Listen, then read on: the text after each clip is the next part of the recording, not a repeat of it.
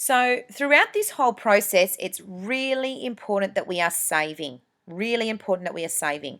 Otherwise, you'll do all of this work, something happens to the laptop, okay, during the lesson, and therefore it won't be saved. Now, a way to determine if you have saved or if you haven't, up on the tab, you'll notice, see, there's an asterisk. Okay, so because I've put in my table and I've called it banner and I've done things like that, I haven't saved that since. So, and I know this because there is an asterisk. So if I come up here to File Save, as you can see, there's no asterisk. But as soon as I might type something, and you don't need to do this, but as soon as I type something, you notice that the asterisk comes up, basically saying that you've made a change, so you need to make sure you save it. I would be saving every 5 minutes, okay, because otherwise you will be really behind if for some reason something goes wrong and you haven't saved. Okay, so what we're going to be doing now is we're going to be putting in an area where you're going to be adding in your links later. So for now, I know for some of you, this is not what your website looks like. I know for some of you, you're having an introduction web page. That's fine.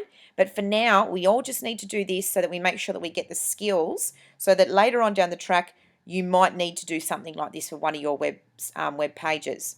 So this is where our links are going to go. So what we need to do, we need to come up to Modify, Table, and we're going to go to Split Cell. So I'll say that again. We need to make sure, I'll just cancel that, make sure our cursor is where we want it. So here's my cursor here. We're going to go to Modify, Table, Split Cells. Now, this is where it depends on how many web pages you are going to have within your website.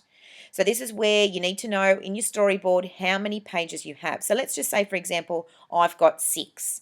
So what I'm going to do, split cell into, I want them in columns. Okay, so we need to make sure that we've selected columns. And the number of columns, I'm going to have 6 web pages altogether, let's say. So I'm going to select 6. And then I'm going to press on OK. So as you can see here, okay, this is where I will put in my links. So at the moment, as you can see, they're not the same sizes. So if you really wanted to, you just select and you can just drag it over. So you can play around with that as you wish. It's up to you. So if you have 7 pages, well, obviously you'd put in 7. If you have 5, you put in 5. Now just remember, you need to have one for home. Okay, and this is what I was talking about. This will remain consistent on every page. So every page will have the banner and every page will have these links. It's what happens in here, in this section here, that will change. So again, cursor, okay, into the second row, modify, table, split cell. We're going to make sure we split cell into columns, however many columns that you need. Okay, you change that and then OK. So if everyone can do that for me, please, and then we'll come back and then we'll go into something else.